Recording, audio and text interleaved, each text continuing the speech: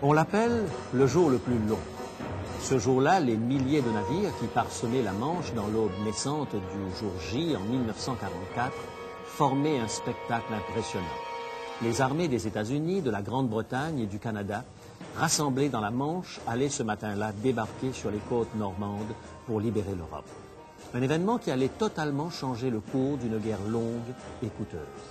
Jamais dans l'histoire du monde, une telle armada n'avait été déployée. Le seul événement plus impressionnant que nous puissions imaginer est une immense armée descendant des cieux pour libérer la planète Terre. Un spectacle que seule la science-fiction est capable d'imaginer. Mais aujourd'hui, nous allons apprendre exactement comment cette invasion va avoir lieu pour mettre un terme à la plus longue des guerres.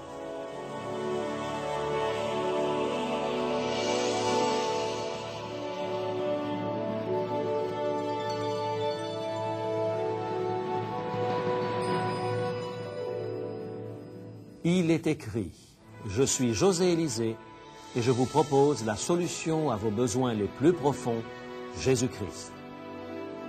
Aujourd'hui, le dernier message de notre série La guerre des anges et le combat cessa.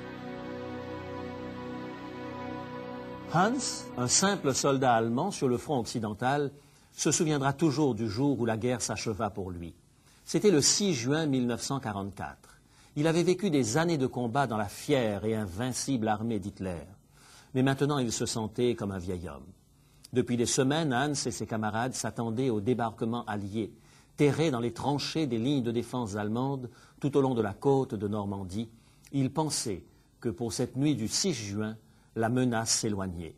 De lourds nuages assombrissaient le ciel. Un vent violent soufflait. Il semblait impossible que les Alliés puissent lancer une attaque aérienne cette nuit-là. C'est alors que les messages radio commencèrent à affluer.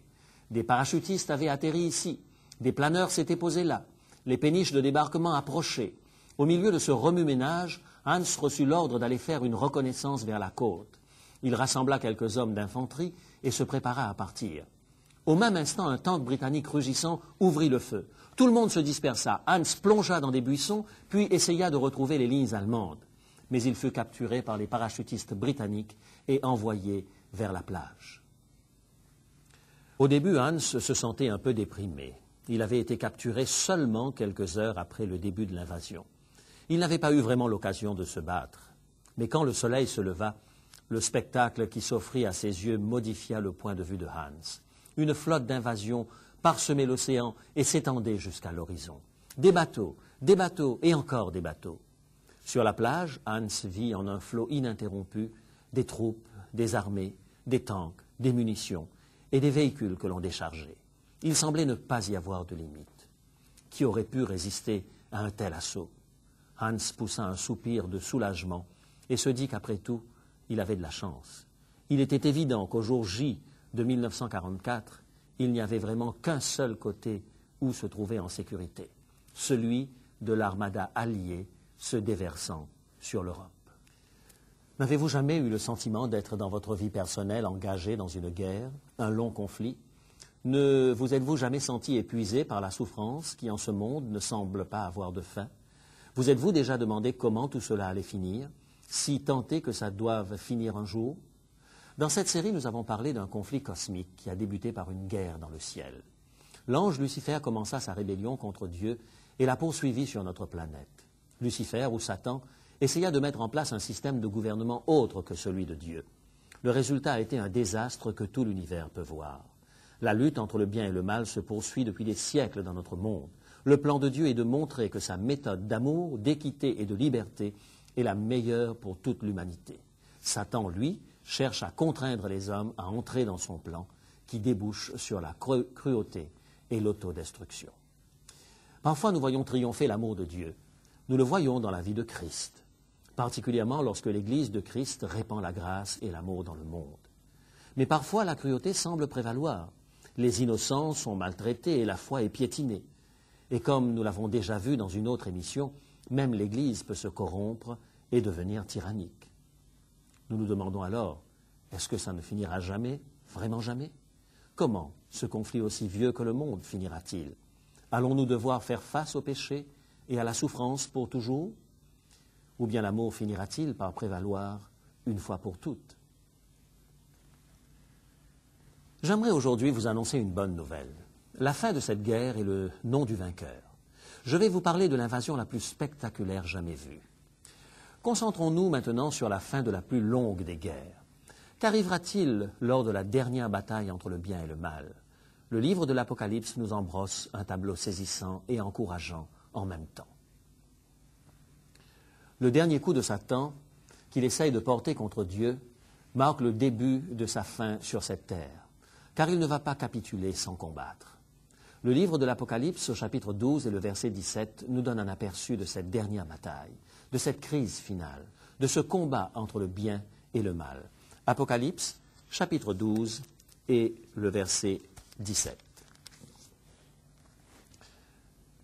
Et le dragon fut irrité contre la femme, et il s'en alla faire la guerre au reste de sa postérité, à ceux qui gardent les commandements de Dieu et qui ont le témoignage de Jésus.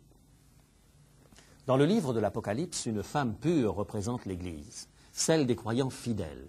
Le dragon ou Satan est irrité contre la femme, l'Église. Pourquoi? Parce que l'Église est le corps du Christ sur la terre. La véritable Église accomplit l'œuvre du Christ. En frappant l'Église, Satan atteint son rival, son adversaire, Jésus-Christ. L'irritation de Satan date de l'époque où il voulut usurper le trône de Dieu. Déjà dans le ciel, il devint un ange rebelle, plein de ressentiment. Il était plein de colère lors de la première guerre dans le ciel, rempli de colère parce que lui et ses anges furent chassés du ciel sur la terre, rempli de colère lorsque Christ l'a vaincu à la croix, rempli de colère parce que le plan du salut se réalisait en dépit de ses efforts pour l'en empêcher. Satan fut irrité tout au long du Moyen-Âge quand les groupes de croyants éparpillés un peu partout gardèrent la foi et continuèrent d'adorer Christ. Il fut irrité quand les persécutions qu'il inspirait ne réussirent pas à éradiquer la foi de dessus la terre. Satan est en colère depuis longtemps, et il ne cesse de l'être, irrité de plus en plus. Chaque fois que ses plans échouent, sa colère s'amplifie. Chaque fois que l'Évangile conquiert un nouveau territoire, il entre dans une rage folle. Mais le moment vient où la colère de Satan atteindra son paroxysme. L'Apocalypse nous dit que Satan, le dragon, sera irrité contre la femme et contre le reste de sa postérité. Qui est ce reste de la postérité de la femme? La Bible appelle le reste ceux qui demeurent fidèles au temps de la fin. C'est la dernière Église, le dernier carré de fidèles croyants sur la terre. Ils sont identifiés comme étant ceux qui gardent les commandements de Dieu et qui retiennent le témoignage de Jésus. Satan est irrité contre eux. La rage du désespoir, c'est sa dernière chance. Il sait que l'histoire du monde tire à sa fin et que son temps est court. Il jette ses dernières forces dans la bataille contre Christ. Le dragon sort pour faire la guerre au reste de sa postérité, au dernier groupe de croyants. La guerre qui débuta dans le ciel explosera de façon dramatique sur cette terre, juste avant la fin de l'histoire, juste avant que Jésus ne revienne. Satan essaiera d'attaquer ceux qui demeurent fidèles au Christ. Le chapitre 13 du livre de l'Apocalypse nous décrit la guerre du dragon contre les saints. Ce dragon prononce des blasphèmes contre Dieu. La haine de Satan contre Dieu est maintenant visible au grand jour. Il rassemble ses forces pour l'assaut final. Un grand nombre d'individus font allégeance au dragon, ou Satan, et l'adorent. Mais un autre groupe ne se laisse pas berner par ce puissant personnage. Il refuse de se laisser entraîner par la foule qui suit la bête.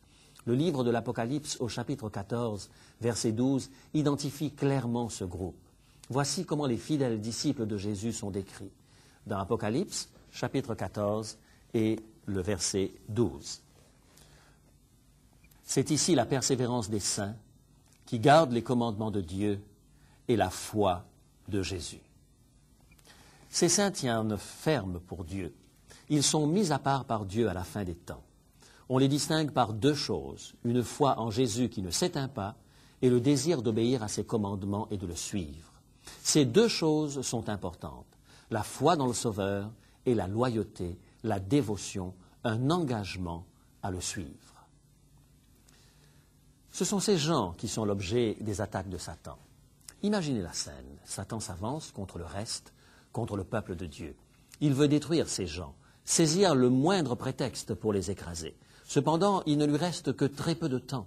Et les alliés ne lui manquent pas. Un nombre incalculable de gens ont été amenés à le suivre. Ils ont fait le mauvais choix. Ils ont choisi la foule plutôt que la conscience. Ils ont choisi les compromis au lieu de la loyauté à la parole de Dieu.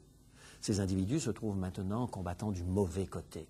Ils sont du côté des forces contraignantes, du côté de la cruauté. Ils semblent être devenus une force irrésistible, s'avançant comme une armée contre ces fidèles de Christ. Mais soudain tout change. Voici comment l'apôtre Jean décrit cette scène. Il l'a vue en vision. Elle est rapportée ici, dans l'Apocalypse, au chapitre 19 et les versets 11 et 12. Apocalypse, chapitre 19, les versets 11 et 12. Puis je vis le ciel ouvert, et voici parut un cheval blanc.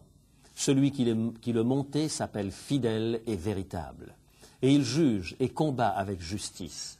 Ses yeux sont comme une flamme de feu, sur sa tête étaient plusieurs diadèmes. Quelle scène! Tout à coup les cieux s'ouvrent. On dirait que le ciel se sépare. Quelque chose de glorieux et de majestueux jaillit de l'éternité et entre dans le temps. Un personnage monte un cheval blanc. Le cheval blanc était le symbole des conquêtes et des victoires. Oui, il accourt au secours. C'est Jésus-Christ. Personne d'autre ne peut être le fidèle et le véritable. Il a promis de revenir et il revient. Il a promis d'être avec nous à l'heure du besoin et il est là. Oui, il juge et combat avec justice. Il combat le bon combat depuis la première bataille contre Lucifer dans le ciel. Il a combattu par amour et vérité. Il a démontré que la voie de Dieu est la meilleure. Maintenant, il est prêt pour la bataille finale. Rien ne peut plus l'arrêter. Ses yeux sont comme des flammes de feu. Il va s'occuper de celui qui a trompé, harassé, persécuté son peuple pendant si longtemps. Satan est condamné. Le regard de Christ est brûlant, et sur sa tête se trouvent plusieurs couronnes, ce qui signifie qu'il est le roi des rois et le seigneur des seigneurs. Ces mots sont inscrits sur sa robe. Ils sont comme la cotte de mailles d'un grand guerrier. Mes amis, il ne s'agit pas seulement d'un général à 4 étoiles. C'est le roi des rois et le seigneur des seigneurs, celui qui est destiné à régner sur tous les royaumes de la terre. Jean a vu Jésus en grand combattant, chevauchant le long des corridors célestes, accourant pour porter secours. Lisons comment Jean le décrit dans Apocalypse, chapitre 19, les versets 13 et 14. Apocalypse, chapitre 19, les versets 13 et 14. Il était revêtu d'un vêtement teint de sang. Son nom est la parole de Dieu. Les armées qui sont dans le ciel le suivaient sur des chevaux blancs, revêtus d'un fin lin pur blanc. Le vêtement de ce grand guerrier est couvert de sang, parce que le sang est un symbole de délivrance, parce que Jésus a déjà gagné la guerre sur les forces du mal à la croix, quand il a versé son propre sang. Là, il a gagné le droit de venir au secours des êtres humains faibles et pécheurs. Il a gagné le droit d'être notre sauveur, notre héros. Il a gagné le droit de nous arracher aux griffes de Satan, qui prétend que tous les êtres humains déchus lui appartiennent. Le vêtement du guerrier est couvert de sang, et son nom est la parole de Dieu. Jean, l'apôtre, a appelé Jésus la parole de Dieu. Jésus est la parole faite chair. Jésus est, sous forme humaine, l'expression de ce que Dieu est. Mais cette fois-ci, il ne vient pas sur cette planète comme un bébé dans la mangeoire de Bethléem. Il ne s'agit pas d'une incarnation, c'est une invasion. Jésus est accompagné d'armées d'anges montés sur des chevaux blancs, revêtus de fin lin blanc. Il n'est pas étonnant que l'apôtre Jean ait eu l'impression que le ciel s'ouvrait, laissant apparaître sa gloire. Jean décrit les événements suivants en termes symboliques. Une épée aiguë sort de la bouche de Christ, et de cette épée, il frappe les nations. Qu'est-ce que cela signifie? Rappelons-nous que la Bible nous dit que toute la création a été appelée à l'existence par la parole de Dieu. Dieu parle et la chose existe. Ce Seigneur peut combattre de la même façon. Il n'a besoin ni d'une puissante artillerie, ni de bombardiers pour bombarder ses ennemis. Il lui suffit de commander. Sa parole cloue le dragon et ses armées sur place. Sa parole libère les fidèles des griffes de l'ennemi. Satan et ceux qui ont choisi de le suivre sont jetés dans un étang de feu et consumés. La terre est purifiée par ce feu et complètement renouvelée, libérée de la souffrance. Voilà comment s'achève la plus grande guerre. Voilà comment le diable et la mort sont finalement vaincus. Voilà comment, pour les croyants, commence la vie éternelle, celle qui vaut véritablement la peine d'être vécue éternellement, dans un lieu où l'amour et l'équité règnent sans obstacle. Mes amis, Jésus va gagner le combat. Il accourt à l'aide. Aucune puissance infernale ne pourra lui résister. Jésus va remporter la victoire. Le monde peut nous sembler bien sombre en ce moment. Nous avons l'impression que la cruauté l'emporte, mais Jésus va vaincre. Il va triompher de la cruauté. Vous sentez-vous déprimé en ce moment, débordé par toutes sortes de mauvaises choses qui vous arrivent? Rappelez-vous que Jésus va remporter la victoire. Il va faire toutes choses nouvelles. Vous sentez-vous abattu, pris au piège des circonstances? Souvenez-vous, Jésus va triompher. Il va vaincre les forces mauvaises de ce monde. Jésus est le vainqueur. N'oubliez jamais cela. Sur la croix, il a remporté la victoire la plus difficile. Il revient pour prendre avec lui ceux qu'il a sauvés par ses larmes, sa sueur et son sang. Il n'abandonnera aucun croyant. Il est déterminé. Ses yeux sont comme des flammes de feu. Son vêtement est trempé dans le sang. Monté sur un cheval blanc, comme un grand guerrier, il porte plusieurs couronnes sur la tête. Jésus a acquis le droit de venir au secours des siens. Oui, Jésus va triompher. Nos yeux et nos cœurs attendent le jour où nous verrons le Seigneur venir dans sa gloire. Êtes-vous découragé aujourd'hui? Souvenez-vous que le meilleur est encore à venir. Un monde nouveau apparaîtra bientôt. L'un des auteurs chrétiens qui a le plus écrit sur cette période à venir, Ellen White, nous trace un tableau de ce qui sera après la grande victoire de Christ. Elle écrit « La grande tragédie est terminée. Le péché et les pécheurs ne sont plus. L'univers est purifié. Dans l'immense création, tous les cœurs éprouvent la même allégresse. Des ondes de vie, de lumière et de joie jaillissant du trône du Créateur envahissent les derniers recoins de l'espace infini, de l'atome le plus imperceptible au monde les plus vastes. Tant des êtres animés que des objets inanimés s'élèvent par la voix de leur beauté incomparable et de leur joie sans mélange, un cantique d'allégresse proclamant que Dieu est amour. C'est un extrait de la Tragédie des siècles, page 737. Le meilleur est encore à venir. J'aspire à faire partie de ce monde nouveau, d'une beauté incomparable et d'une joie parfaite. J'aspire à me tenir près de Christ à l'instant même, être certain que j'ai abandonné chaque parcelle de ma volonté entre ses mains. Avez-vous remis votre cœur à Jésus? Êtes-vous prêt à dire, Seigneur, quoi que tu veux que je fasse, j'accepte de le faire. J'ai le désir de te plaire, Seigneur. Instruis-moi par ta parole. Même si je dois modifier ma conduite, je veux te suivre. Je désire faire partie du peuple qui a la foi de Jésus.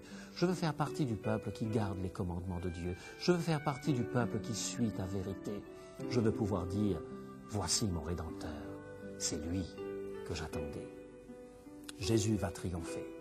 Placer aujourd'hui votre vie entre ses mains par la foi est un privilège. Faisons-le avant que ne débute l'invasion. Le jour vient où il sera trop tard.